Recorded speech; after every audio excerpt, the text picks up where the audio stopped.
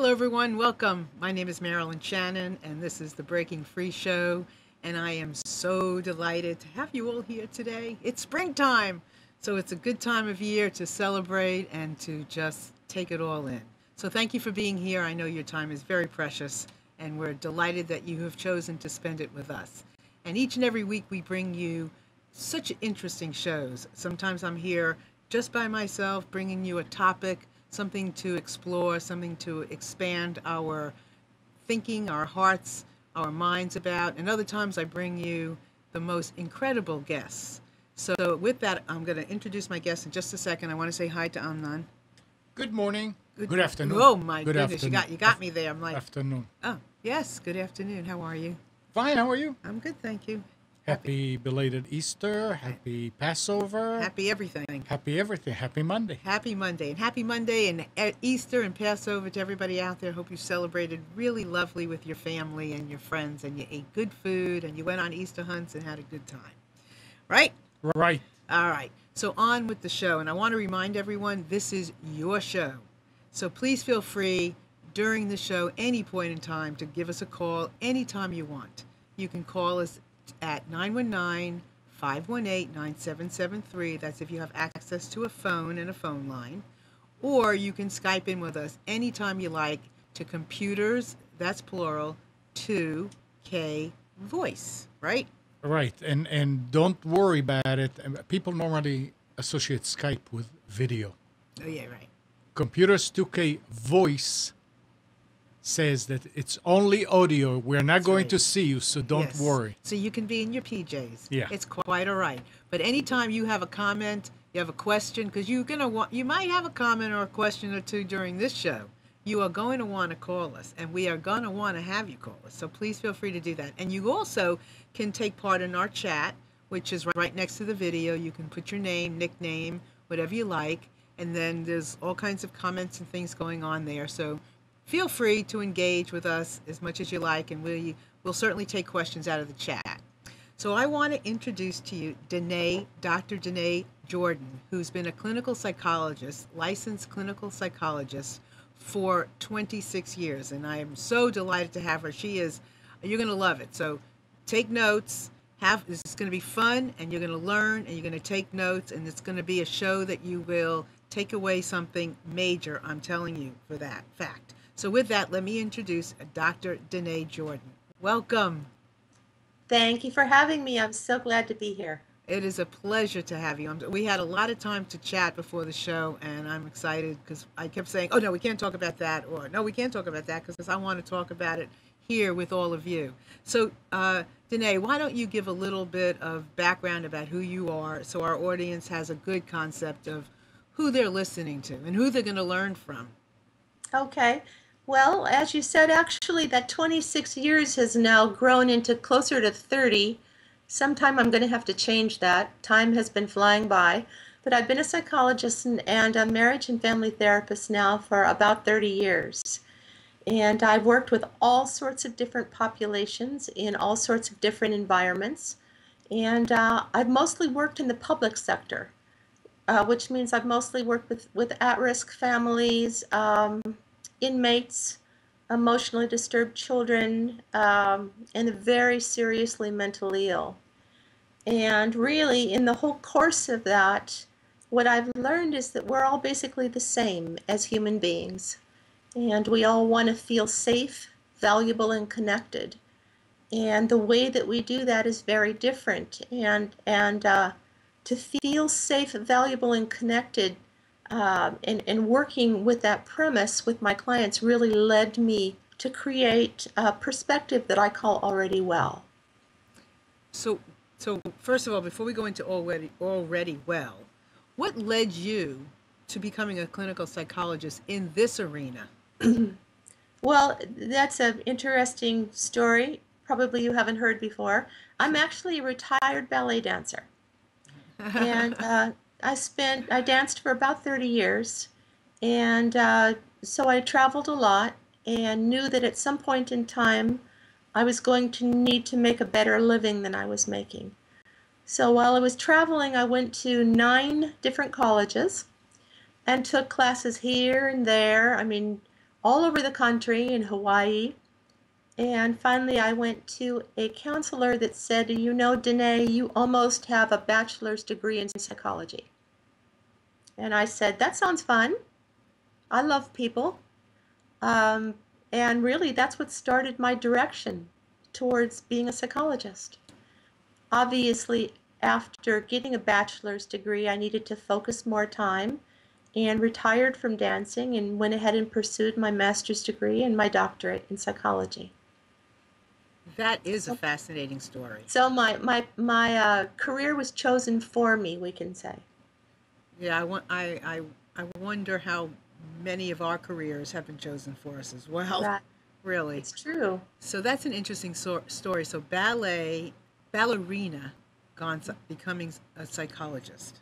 Yes. That's a really great story. So, Thank you. So what is Already Well? Already Well is a wellness perspective that says that before we change anything about ourselves, before we try to lose weight, before we try to become more enlightened, before we try to improve ourselves in any kind of a way, we will be much more successful if we stop and recognize how incredibly magnificent we already are in the moment. So I think of Already Well as kind of a stopping point. It's a pause we take before we do anything else that sets us up for success.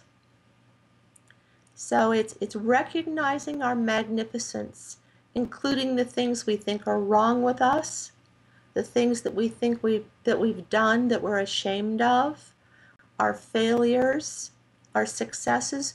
When we look at the whole thing carefully, we understand that everything we've done has been because we're human beings, trying our very best. And when we can look at our lives with acceptance and compassion, for a moment, just recognize how magnificent we already are, we have 100% better chance of achieving what it is we want.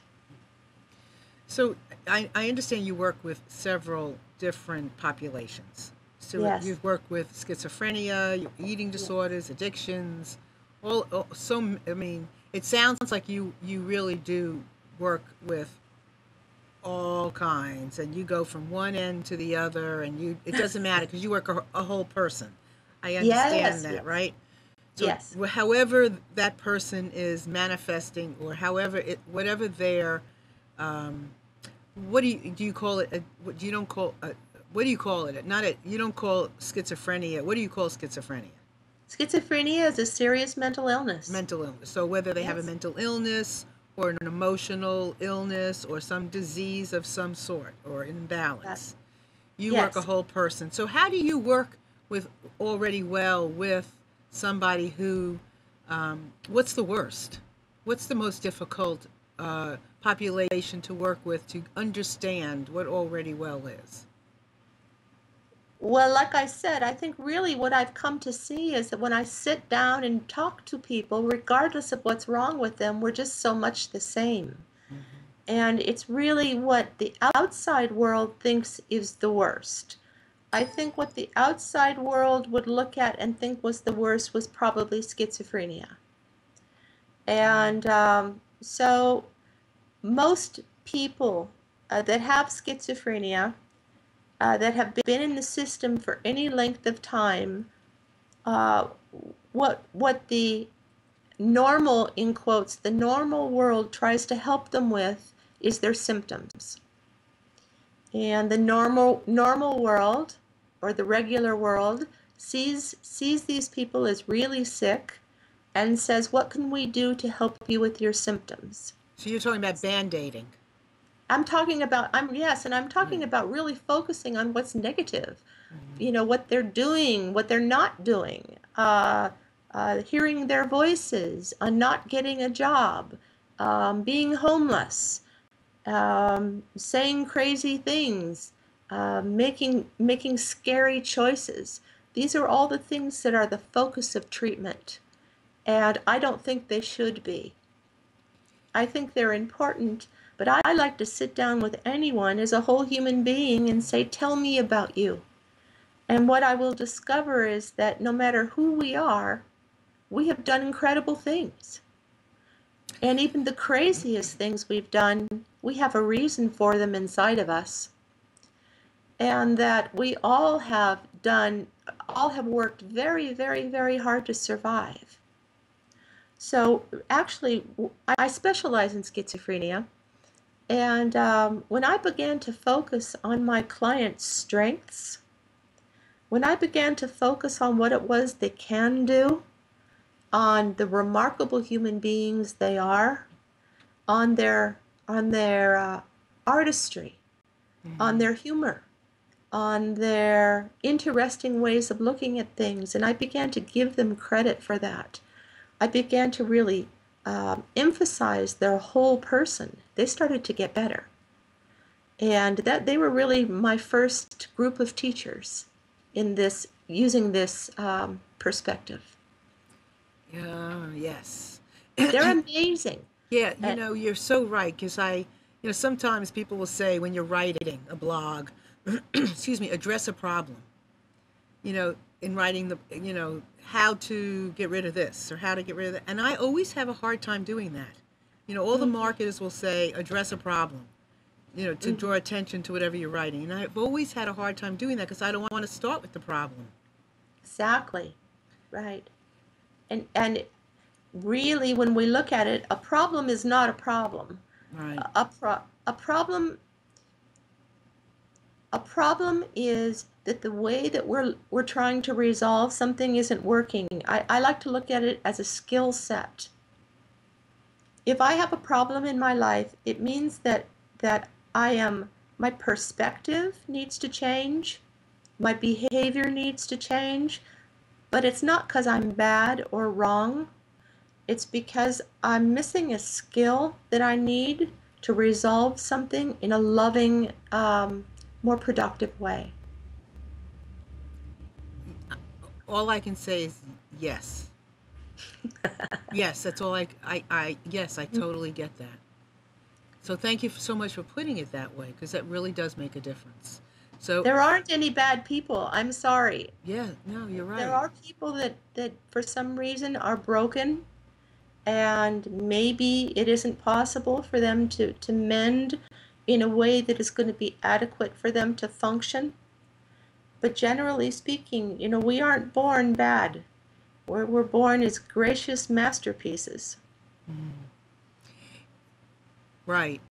And I really agree with you there. And I always think that people are here to learn whatever they're supposed to learn, teach whatever they're supposed to teach. So everything is supposed to be, for me, be the way it is. And, yes. And I love the idea of it being a skill set. Mm-hmm. Because I look at some people and I'll go, okay, well, they're having issues with their coping skills. That's all. Yes. It's not that they, something's wrong with them. They just haven't figured out how to, or learned how to cope. Yes. So let's do some practical coping skills. And I'd like to mention that Already Well really emphasizes that generally, at least the main problem we have is that we attempt to change ourselves by beating ourselves up. We attempt to change ourselves using criticism, using threats we make, putting ourselves down, beating ourselves up. In the Already Well practice, we call it fighting ourselves. I cannot fight myself well. I can only love myself well. And I like to use obesity as an example because I think so many people can understand it. The way that people try to lose weight is by feeling like fat pigs, by beating themselves up, by criticizing themselves, by looking in the mirror and saying horrible things, by reminding themselves that they're hurting their health. And that's the reason that the weight loss industry makes so much money. is because when we fight ourselves, we lose. Yeah, there's no way we can angry ourselves to wellness. We cannot angry ourselves to wellness. There's And just we no can way. and we can't angry parts of ourselves away either. No. Things I don't want to look at about myself, I just I call it shutting them out in the rain. You know, I put 17 bolts on the front door because I don't want to look at my extra weight on my body. And Right. so what happens is it just starts banging on the door. You know, the parts of myself I don't want to embrace just start banging on the door. And so I'll drink some alcohol or take drugs or work like a work fiend in order to avoid facing myself. Exactly. It's like we can't create peace from war. We can't. We can't. No, we can't. Isn't that amazing, Marilyn, really how simple that is? We keep trying to fight our way to peace in the world. We try to fight our way to peace inside ourselves. We think that if we win the war, we'll find peace, and we do that personally, interpersonally as well. Yeah, I agree. I'll often say to people, "Well, God, you're going to listen to somebody who's yelling at you?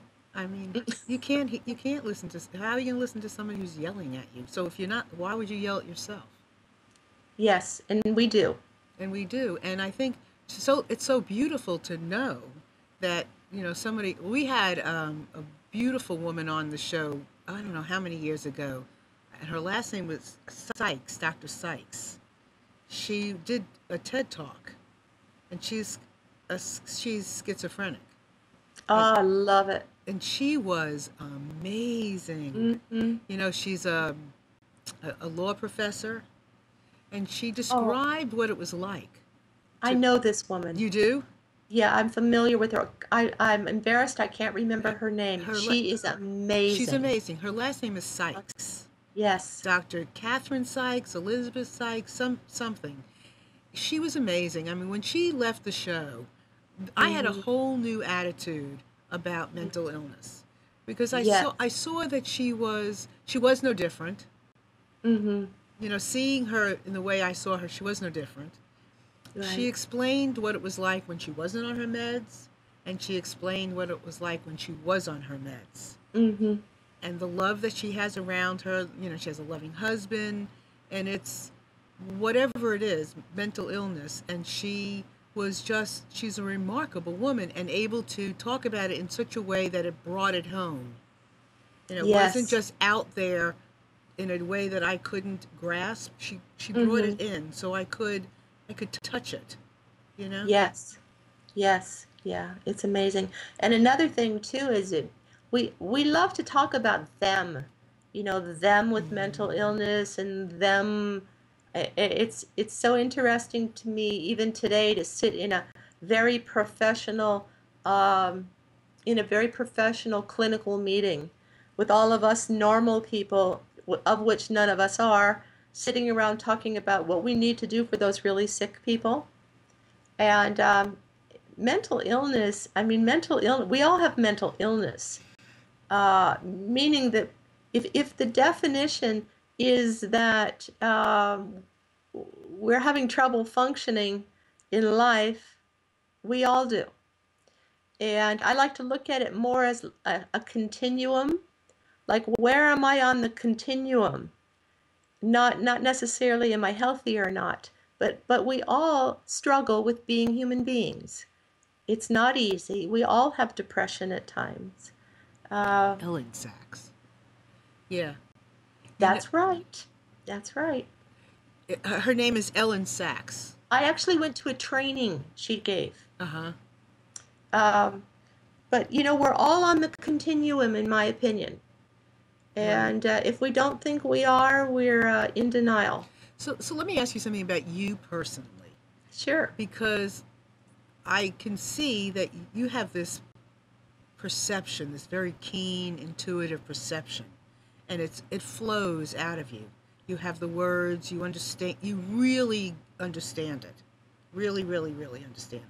So when you are in those environments, do you find what do you do? Do you share? Are you busting out of your skin to share? What do you do in bringing forth this information into those arenas? Because it's a whole new, I don't even want to say mindset, but it's a whole new understanding. You know, it's a clarity. It definitely makes perfect sense to me what you're saying. Well, how do you let people around you know what about this? Well, I think getting older has really helped because when I was younger, I think my own self-righteousness, my own arrogance would hop in and I would say something controversial and be a little defiant in these arenas. In the very beginning of my career, I wouldn't have dared to say anything, of course, because I'm just going to be blunt, there were male psychiatrists there, and there was a real hierarchy in those days. Things have gotten better. Um, we call that the medical model. And it was gender split at that time, much more than it is now. But as I've gotten older, I mean, when I say we're all on the continuum, I understand that that includes everybody in the room as well. So I use humor, and I can use, having been in the business now for 30 years, I can claim a little bit of, um, I could be Authority? more, yeah, Yeah, yeah, yeah, yeah, but usually a sure. humorous way. You know, I can say, like all the crazy people that are sitting around the table right now, things like that. Hmm. And Interesting. people are better. I mean, I think that our consciousness generally, our humanistic consciousness has changed. I've seen it change and improve in the last 30 years. Hmm. Hmm. Our willingness, just generally as human beings, to be more open about our own shortcomings, have a little more humility has gotten easier. Hmm. Well, I would imagine that through the years that you have been doing this, you've been writing, you've been known for this, and people are perking up to listen because there's so much to learn and to understand that we Yes. didn't always understand before, and there's so Right. much more that we are being faced with. Yes, yes, You know, yes. so I think what your work is so impactful. And I have a And question on the chat, and I want to remind everyone to please feel free to call in 919-518-9773 if you have a question or a comment of any kind, or you can certainly take part in the chat. Just write your name. But the question is from Suziani, and she's asking. She said she knows. Let's see. She said that if people are being diagnosed with, if they're taking a celiac test, if you know anything about that, that they're being diagnosed. Let's see. Let me see if I understand. When diagnosed, especially with illnesses like schizophrenia, do they do a celiac test or a test for histamine load and sensitivity? She said she knows of 3 people treated for mental illness that they did not have that, and they right. disappeared once they were diagnosed. Yes, yeah, there are some really incredibly well documented stories.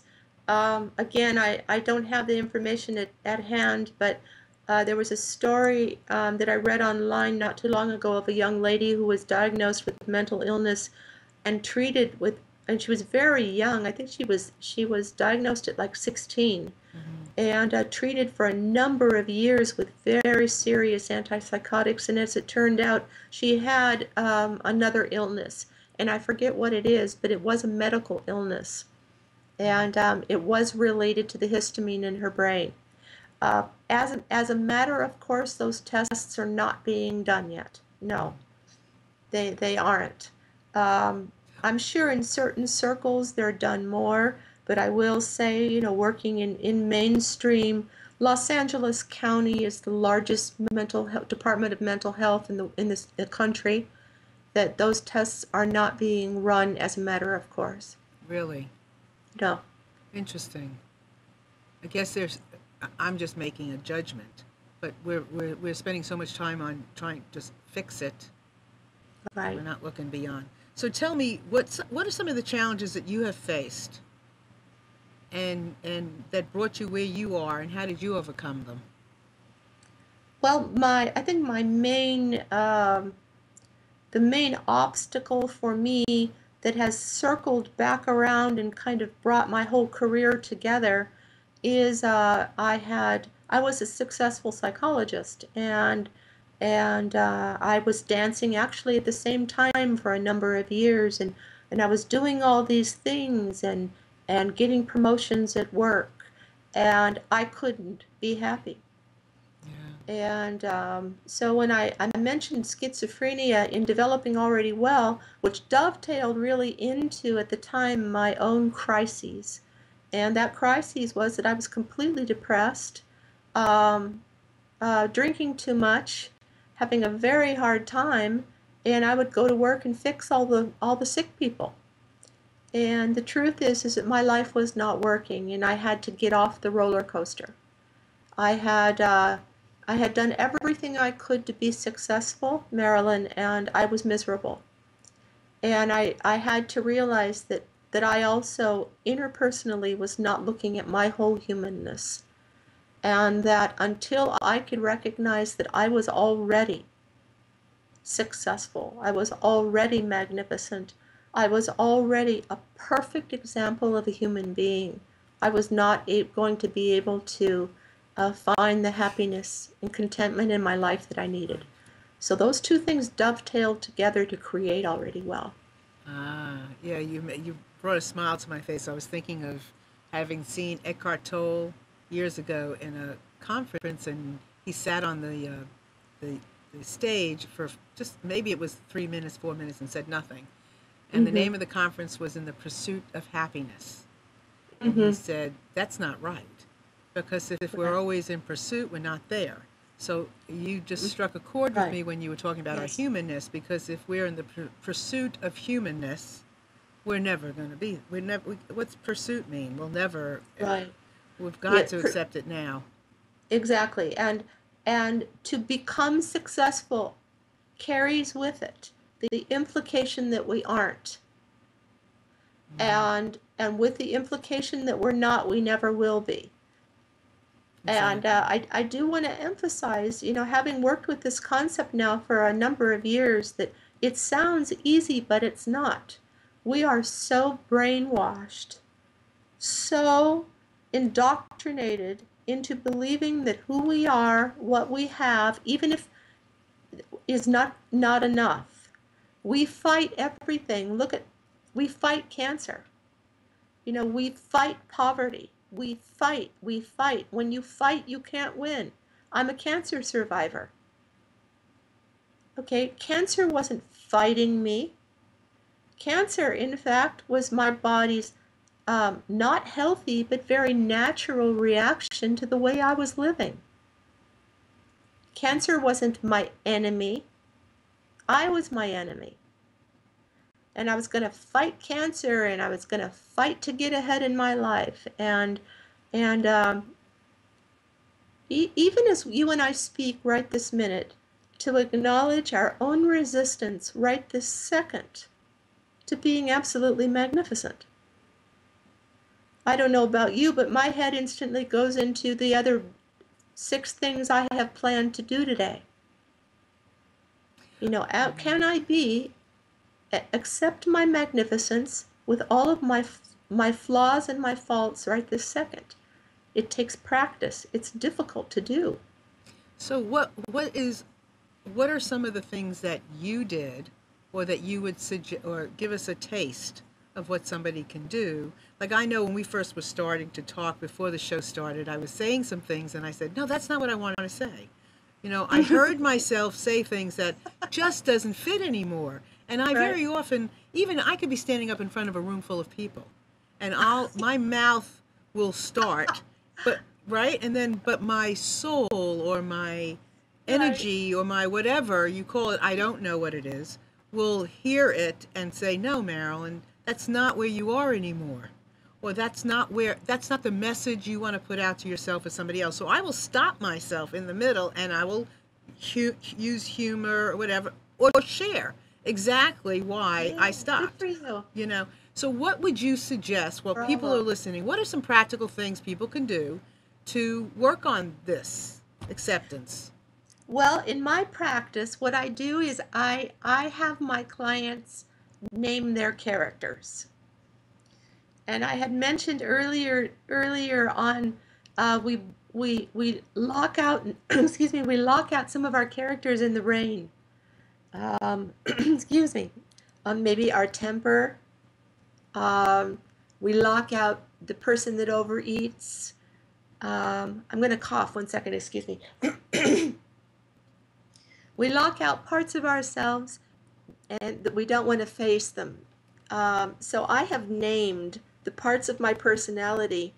I have Cosmosia, I have Roger the Rager, I have Verna Eterna, my vanity, I have Miss Vigil, my critic, and I have named all these characters and have gotten to know them very, very well. So even using what you just said as an example, when you're up behind the podium and you're talking to a group of people, you can just stop and say, "Oh, excuse me, that was Bonnie." And what does that do then? What does that, what does that do for you? What does that offer you to do that? Well, first of all, it contains it, so I can actually see it. And it's not the same as having multiple personality disorder, but it makes it much. It's actually more fun. It makes it much easier for me to see how I've developed defense mechanisms, because that's usually who's speaking when I'm not telling my real truth, are my defense mechanisms. I can watch Roger. Roger has become a family a family joke, because and people close to me will say, "I almost saw my Roger," because Roger is my anger, and is a persona that I have. And we can see how, like, let's say someone is really having a trouble getting a job. I'll say, well, we'll talk, and I'll say, tell me about that. You know, the person that always says the wrong thing on the job interview. Or I'll say, talk to me about that part of yourself that makes sure that you just don't quite get what you're after. And they'll say, of course, at first, I don't understand. And I'll say, tell me about that personality. Tell me about them. And they'll say, well, his name's Benji. Yeah, tell me about him. What does he say to you? So bringing the characters gives them focus. We can have dialogue with them better, and we can invite them in. Ram Dass, famous Ram Dass says, invite your enemies in for tea. And that's what I do with Already Well. Very interesting.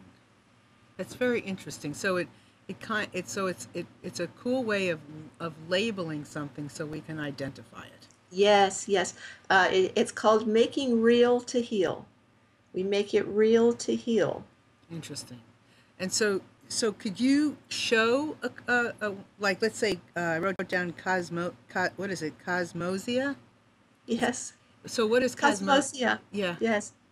Cosmosia is the airy fairy. She's the not of this world part of me. She loves spirits, and she's like this. Cosmosia loves everyone. She wants to bring in the sages and the spirits and invite everyone to harmonize and be peaceful. That's Cosmosia. So who are you? So my question I is, am, who are you? good question.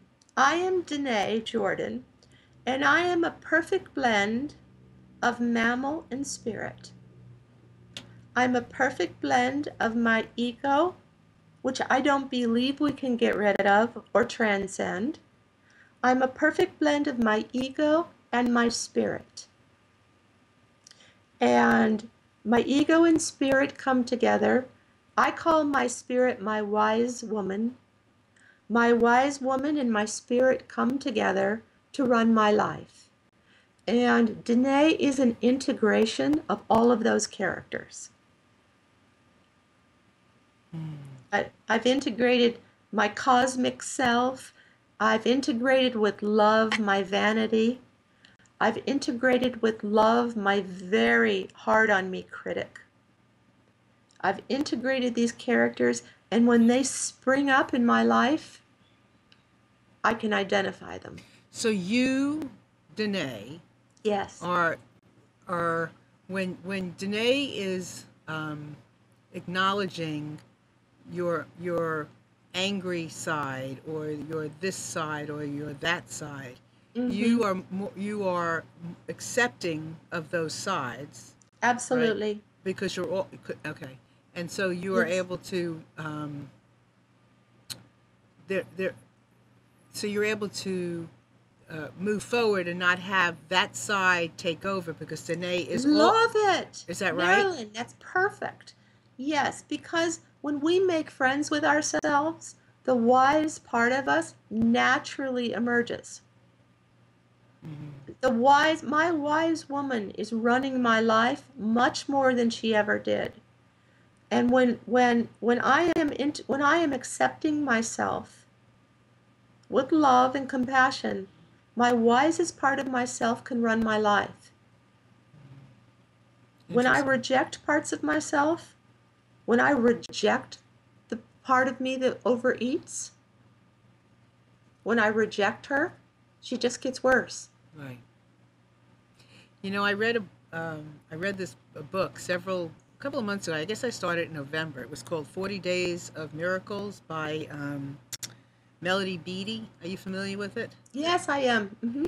It's interesting because the premise is to every day write down what you are grateful for that day, and you are grateful for everything. You are grateful for, being angry. You're grateful for having an explosion. You're grateful for being confused. You're grateful for all the parts of yourself. Yes. Right? So that you're grateful for the confusion because it does this. Or you're grateful, whatever it is, Yes. Whatever you're learning from it. And it was really, the process was amazing for me, because even things that would normally have really bothered me began to make so much sense. Right. Yes. And people too. If I was dealing with a difficult person, I could be grateful for that person, or whatever was being difficult. I was learning something from it, so I could be grateful for the learning that came from the difficulty. It was extremely helpful to me. Right. And what you have done is, I mentioned earlier that I have this one woman show that I'm now performing. Yes. And this whole process with getting to know the characters and making peace with them is what the whole show is about. And so, talk to us some about this theater that you do, because you're so creative, and you are, I guess, so much of this fairy kind of person.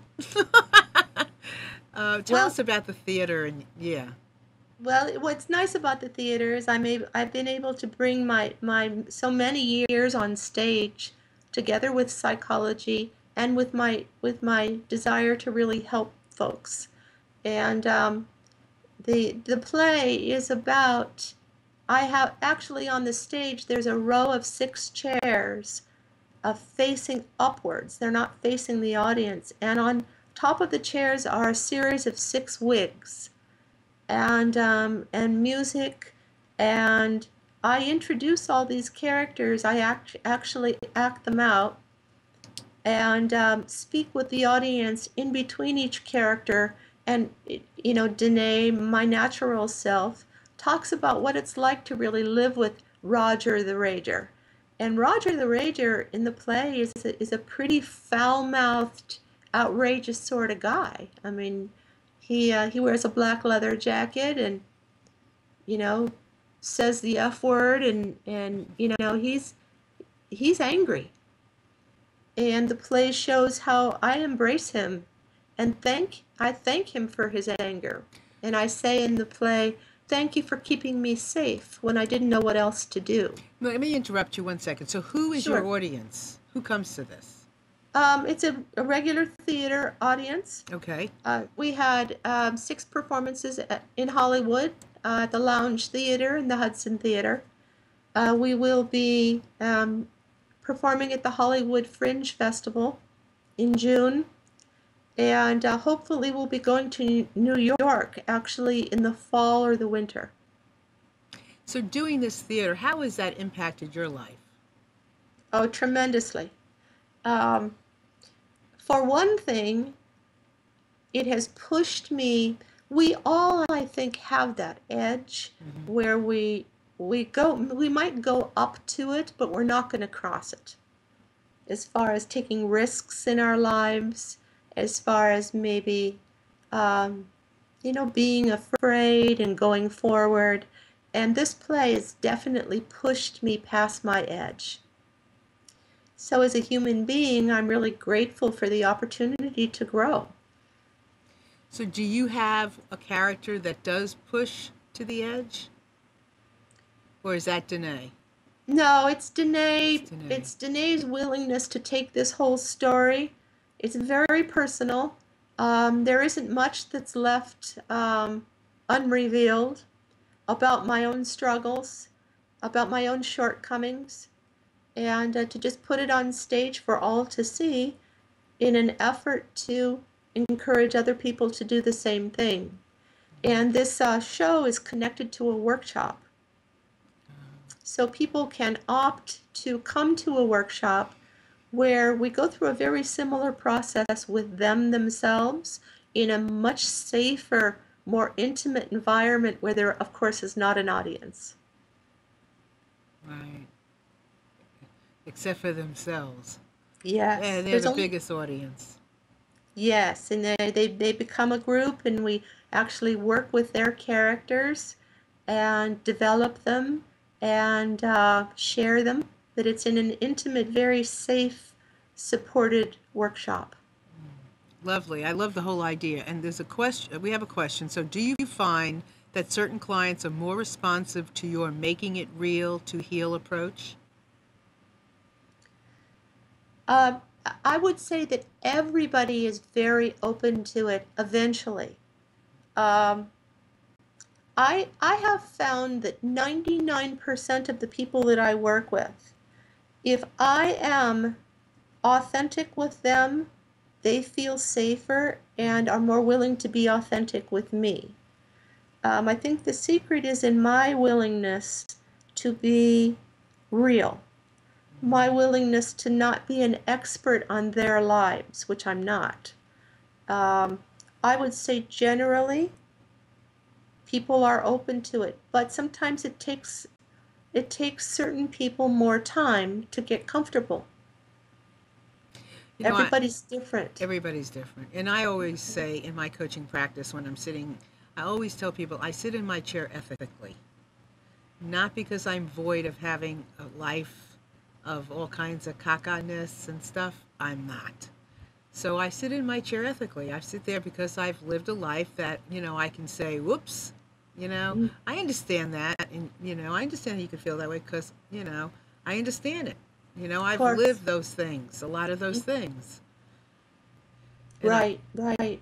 And I know what it feels like to be on both sides of the desk, so to speak. Yes, and that makes it a perfect experience. It really does. It really does. So there's so much I want to ask you, but I want you. So where we are right now in the interview, or this chat, I should say, what else would you like to share with us that we have not touched upon yet? And I've never asked somebody that question before, but I feel that there's more to uncover, and I could keep going. But I want to know, what is the most important things that we should bring up now? Well, I think just, it's important for me to emphasize that regardless of who we are, everything we think, everything we've done, everything we feel is part of a very human desire to feel safe, valuable, and connected. That doesn't mean that we think and that the things that we've done and think have been necessarily healthy things. They haven't even been necessarily legal, but they were done initially. The foundation of them is the spirit to survive and thrive. And that is the foundation we build on when we're looking for our magnificence. People are magnificent right now. Yeah, and it's I know it's difficult for people Hmm. to live in the world with all the messages. Yes. So you are doing incredible work and helping people to build or see their strength, I guess I should say, um, in themselves so that they can live magnificently regardless of the messages. Yes, and it's not a one-time realization. Right. And you, of course, Marilyn, you deal with that too. You know, people say, okay, well, now all right, I get that. It takes practice. Figure how long, how many minutes we have already practiced thinking otherwise. So to really change perspectives takes a practice plan where we are in daily reminder of our magnificence. Now, just a second, let me stop and think about that differently. Right. And it does take time to really get into this whole concept of already well, because it sounds so, it is profound and sounds easy, but you have to talk about it in so many different terms. So many. So many. So And many. I suppose just lending a tool, what I say to my clients, if you want to think about things differently, you want to do things differently, as many things, as many reminders as you can have in your environment, the better. So I will have my clients turn a chair over in their dining room that stays there. I will have them put a big heart on the mirror in lipstick. I will have them spray a certain scent that they love in their Mm. room. I will have them change their furniture around. I will have them ask them to drive a different route to work. I will have them go to work and change around the configuration of the stuff on their desk. As many reminders as we can have in our environment, the better. Right. I when I want to remember something, I will actually even set my alarm to a different time of the day to remind myself to think about things differently.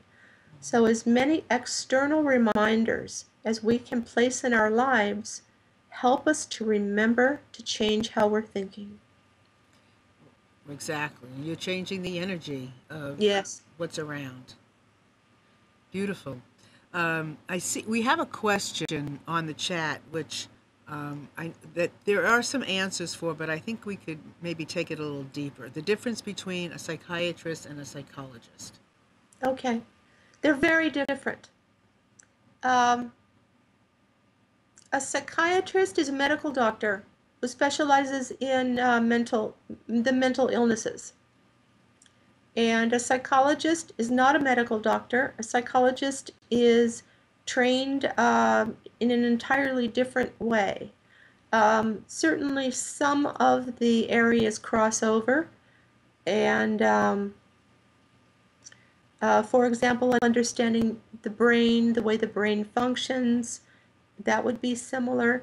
But a psychologist goes to school to understand um, motivation, to understand thinking, to understand behavior, excuse me, to understand emotion, um, to understand, is schooled in the different philosophies, really, of approaching feeling, behavior, and thinking.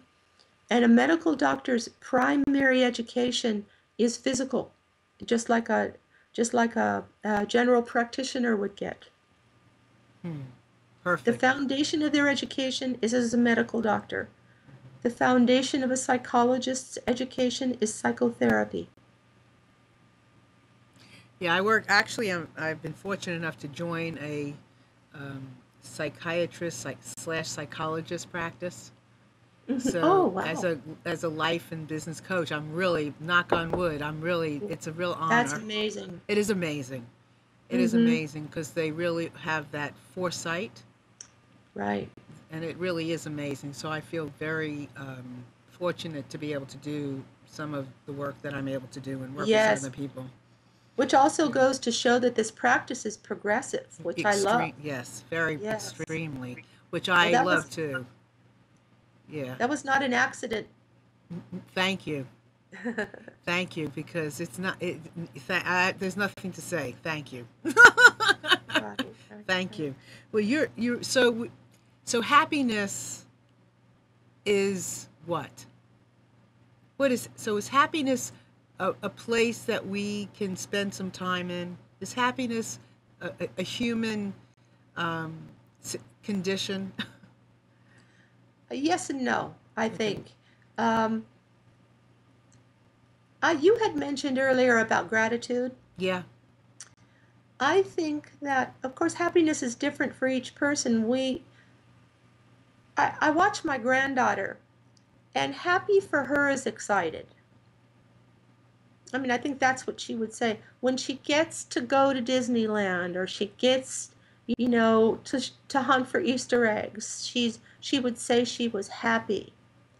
Um, as human beings, I think uh, to feel fulfilled, to feel contentment, again, is a skill that we have to practice. And because everything is always relative, if we're in an environment where we have to have more of everything, regardless of what we have, it won't be enough. So I think practicing a perspective of enoughness, practicing, yes, it is part of the human condition, but we need to be mindful of it. As I said before, I think we're a blend of mammal and of spirit. And when those two things are balanced and integrated, we can find contentment. We generally, unfortunately, operate in survival mode. Yeah. And And when we op- go ahead. I'm sorry. Go with, ahead. No, no. Go when ahead. we operate in survival mode, we can't be happy. Right. And I believe too that when you can do this, you then can make the changes that you want to make, Yes, which is yes, a big exactly. deal, you know. Yes. And it comes from, I would so much rather in the world to be making positive change based on how magnificent I am than trying to make change based on how worthless and evil I am. Well, I always tell people the world does look better out of rosy glasses. Yeah, that's right. I mean, seriously, if I Mm-hmm. don't care. Just put them on me, Mm-hmm. and then let me work from there. Yes. Just put them Yes. on. So Mm-hmm. we're almost going to be out of time in just a few minutes. So I would love you to share with everyone, um, how somebody would work with you, how they, do you work on the phone? Do you work over Skype? Is it always in person? What Yeah. could our audience get, or what could you give, or, let us know. Yes, I work with two other therapists, and we do work via Skype. We it's actually a different program than that, but we could talk about how to set that up for confidentiality. And we do work via the telephone as well, and of course in person if somebody happens to be here in California or Los Angeles. And any books you've written, or any blogs, or anything like that. I'm Twittering and Facebook, and we'll have a book coming out at the end of the year. And Perfect. certainly, if they want to come out here, they can come see the show and then join on into a workshop. It would be a great vacation for somebody. Terrific. So for all of you listening, and there's many, many, many of you that know of someone, and it doesn't have to even be, from what I can understand, you don't have to have a diagnosis of something like schizophrenia or overeating, or any of those things. Depression is enough. Just not being happy is enough, Hmm. and enough to help for somebody to say you're already magnificent and wonderful. And I think we have a caller, right? Okay. Hello. Yes. Hi. Hi. It's Hello, Chris. Hi. hello. Hello. Hello. Hello. I wanted to. I know we have just a few minutes. There's a question on the chat. I just wanted to be sure got to Dr. Jordan, and one of them is from Susie Annie, and she wanted to hear from the doctor about what's the difference between, we often hear about psychologists versus psychiatrists, but then she also wanted to know about social workers and how the social worker compares and contrasts to a psychologist in terms of training. Okay. Well, one more thing. I think oftentimes people are very concerned about people's training, and no matter who you may be working with or deciding to go to, you can always interview any practitioner before you work with them. I really want to say that. And an LCSW, a licensed clinical social worker, and a marriage and family therapist, of which I am that also, are master's level degrees that also require a license. And a psychologist requires a doctoral degree and a different kind of license. So social workers and marriage and family therapists, psychologists, and also psychiatrists can all provide psychotherapy. And it's really, they're all well trained. And I really encourage a person to interview the person that they're thinking of working with, because it needs to be a good fit. But they're all skilled and all have if they're licensed, all have the legal credentials to provide psychotherapy. Okay, thank you. Okay, Chris? Yeah, there's also, and thank you. There's Sure. another question if we have a minute, do we? Okay, what is it? Okay, it's a question also from the chat. If psychopaths and sociopaths are the most seriously ill, and yet they go undetected as a rule, how would Dr. Jordan recognize either of those, or can she? Okay. Well, I wouldn't say they go generally undetected. I would say that it is possible to go undetected. I will tell you that generally speaking, in their lifetime, they will be detected. Unfortunately, it's sometimes after they've done a lot of damage. And I will tell you that sometimes they aren't detectable. I have had a couple very seriously ill people, and I wouldn't have known the difference. I think, generally speaking, that for most of us,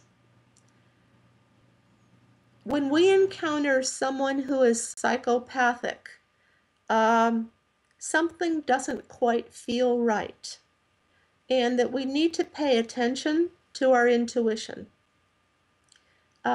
I don't know, that doesn't mean we jump up and say, gee, are you a psychopath?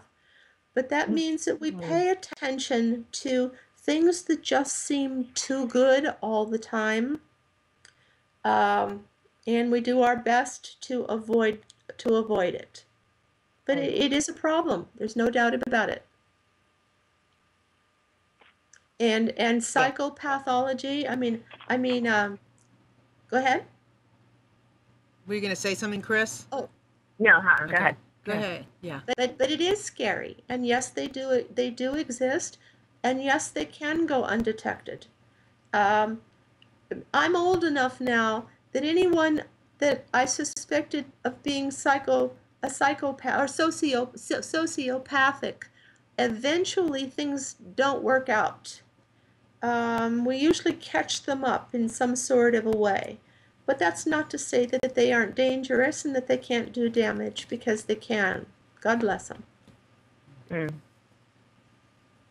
Yes, absolutely. Okay. Thank you for answering the Thanks, question. Chris. Thank Okay, you for bye, being on honey. the show Thank you. today, Bye. Dr. Jordan. Thanks. Bye. So with that, we are out of time, but I'm so delighted to have had the opportunity for you to be here. So I thank you so very much for speaking so clearly and eloquently about some things, and already well it's a wonderful concept. Thank you so much for having me. It's been a pleasure, and I want to thank everybody out there for listening and partaking. It's been lovely to have you as well. We always love having you. So please tune in each and every Monday to the Breaking Free Show at 1 o'clock Eastern Time. And obviously, we're all over the world, so we'd love to hear from you from wherever you are. And my name is Marilyn Shannon, and if you are looking to express yourself and you have a great idea, let me know. And I'll look forward to hearing from you soon. Marilyn Shannon at marilyn@marilynshannon.com. So with that, have a wonderful day and a great rest of your holiday. Bye-bye.